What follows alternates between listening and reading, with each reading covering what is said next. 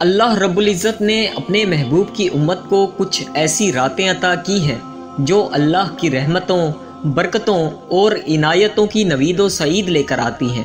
शेख सादी रहमतुल्लाह अलैहि ने क्या खूब कहा था कि अल्लाह रब्बुल इज़्ज़त की रहमत अपने बंदों की बख्शिश के बहाने तलाश करती है। ये अजीम और बाबरकत रातें अल्लाह की रहमतों के हसूल के बहाने ही तो हैं।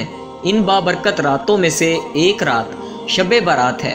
शब बारात का मतलब है निजात और छुटकारे की रात, क्योंकि इस रात में अल्लाह की रहमत से लातेदाद इंसान दोज़ख से निजात और छुटकारा हासिल करते हैं।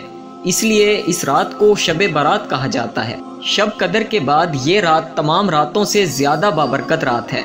इमाम ग़ज़ाली रहमतुल्लाह अलैहि फरमाते हैं कि जिस तरह मुसलमानों के लिए 2 ईदें हैं, इसी तरह फरिश्तों के लिए भी 2 ईद की रातें हैं, जिनमें से एक शब बारात है और दूसरी शब कदर है।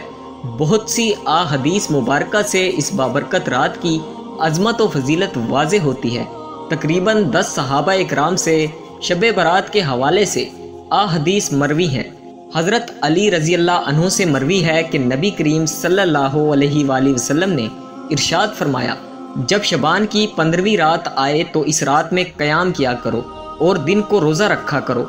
बेशक अल्लाह ताला इस रात में ग़रूब आफ्ताब से लेकर तुलुए फजर तक आसमान और दुनिया पर अपनी शान के लायक नज़ूल फरमाता है और फरमाता है कि है कोई बख्शिश तलब करने वाला कि इसे बख्श दूँ, है कोई रिज़्क़ का तलबगार कि इसे रिज़्क़ दूँ, है कोई मुसीबत ज़दा कि इसे आराम दूँ, है कोई ऐसा।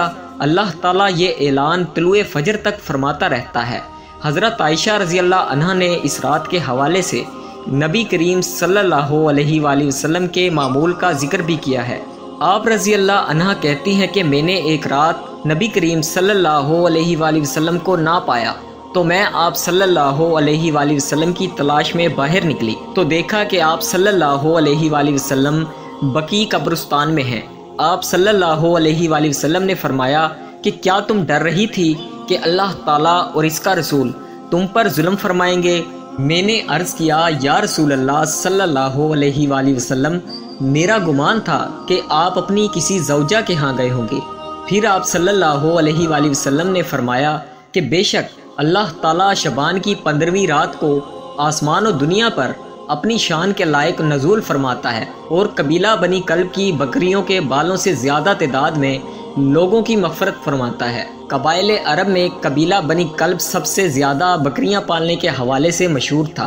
इसलिए इस मकाम पर कबीला बनी कल्ब की बकरियों का जिक्र ये वाज़े करने के लिए किया गया कि जिस तरह कबीला बनी कल्ब की बकरियों के बाल गिनना नामुमकिन है, इसी तरह अल्लाह ताला इतने अफराद को जहन्नुम से आज़ाद फरमाता है जिन्हें अहाता शुमार में लाना नामुमकिन है। इसी तरह नबी करीम सल्लल्लाहु अलैहि वसल्लम ने एक मकाम पर इस अमर का जिक्र फरमाया कि इस रात में अल्लाह ताला कितने लोगों को जहन्नुम से आज़ाद फरमाता है और कौन से ऐसे लोग हैं जो इस अजीम रात में भी इसकी रहमत से महरूम रहते हैं। हज़रत आयशा रज़ी अल्लाह अन्हा से मरवी है कि नबी करीम सल्लल्लाहु अलैहि वसल्लम ने फरमाया, मेरे पास जिब्राईल आए और कहा कि शबान की 15वीं रात को अल्लाह ताला इतने लोगों को जहन्नुम से आज़ाद फरमाता है जितने कबीला बनी कल्ब की बकरियों के बाल हैं, मगर मुशरिक, दुश्मनी रखने वाले, कता ताल्लुकी करने वाले, कपड़ा बतौर तकब्बुर लटकाने वाले,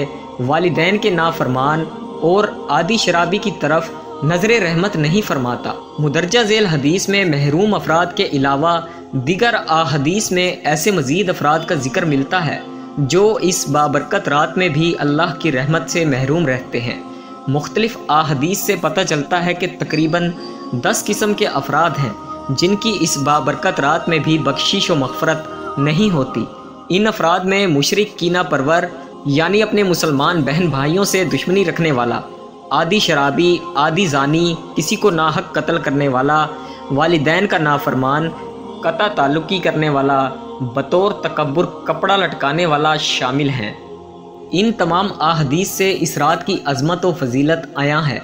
इस तरह मुख्तलिफ रवायात से ये बात भी साबित है कि इस रात में इंसान का नामा अमाल तब्दील होता है, जिसका मतलब ये है कि अल्लाह ताला फरिश्तों को हर शख्स के पूरे साल के मामलात सहाइफ की शक्ल में दे देता है।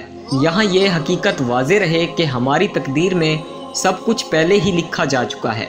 इस रात में सिर्फ 1 साल के अमूर नाफिज करने के लिए सहाइफ फरिश्तों के सुपुर्द किए जाते हैं।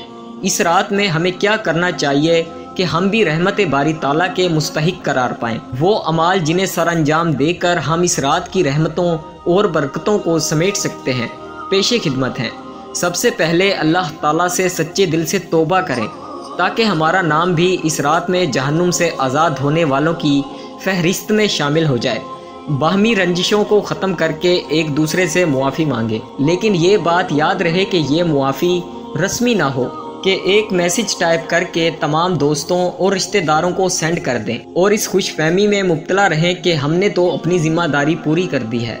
बल्कि कोशिश करें कि हत्ताउल मकान एहसास नदामत के साथ सबसे इनफरादी तौर पर मुनासिब तरीके से मुआफ़ी मांगें, अपने वालिदैन से माफ़ी मांगें और इनकी खिदमत करने का पुख्ता अहद करें। जिनके वालिदैन इस जहान फ़ानी से रुखसत हो चुके हैं वो इनके लिए दुआए मग़फ़रत करें। इस रात में कब्रिस्तान जाना सुन्नत नबवी है, इसलिए अगर मुमकिन हो तो कब्रिस्तान जाने का एहतमाम करें। बक़द्र वुसअत ज़िक्र इज़कार, दुरूद शरीफ और तिलावत कुरान करीम का एहतमाम करें। 3 मरतबा सूरत यासीन और 7 मरतबा सूरत तुखान पढ़ें। नवाफिल की अदायगी का एहतमाम भी करें। क़यामुल कलील की नीयत से कम अज़ कम 8 नवाफिल ज़रूर अदा करें। लेकिन ये बात भी मद्देनज़र रखें कि अगर आपके ज़िम्मे क़ज़ा नमाजें हैं तो इनकी अदायगी नवाफिल से ज़्यादा ज़रूरी है। इसलिए अगर आपके ज़िम्मे क़ज़ा नमाजें हैं तो वो अदा करें। नबी करीम सल्लल्लाहु अलैहि वसल्लम के फ़रमान मुबारक पर अमल करते हुए 15 शबान का रोज़ा रखें। पूरी उम्मत मुसलमा के लिए दुआ करें। अगर हम सच्चे दिल से ये तमाम अमाल करेंगे तो अल्लाह ताला की रहमत से उम्मीद है कि हमारा नाम भी इस रात में जहन्नुम से आज़ाद होने वालों में शामिल हो जाएगा। अल्लाह ताला से दुआ है कि हमें समझने की और नेक अमल करने की तौफीक अता फरमाए और हम पर अपनी रहमतें नाजिल फरमाए। आमीन या रब्बुल आलमीन। प्यारे दोस्तों, हम उम्मीद करते हैं कि आज की इस वीडियो से आपको बहुत कुछ जानने को मिला होगा। वीडियो को अपने दोस्तों के साथ ज़रूर शेयर कीजिएगा और मज़ीद ऐसी वीडियोस देखने के लिए हमारे चैनल को ज़रूर सब्सक्राइब कीजिए।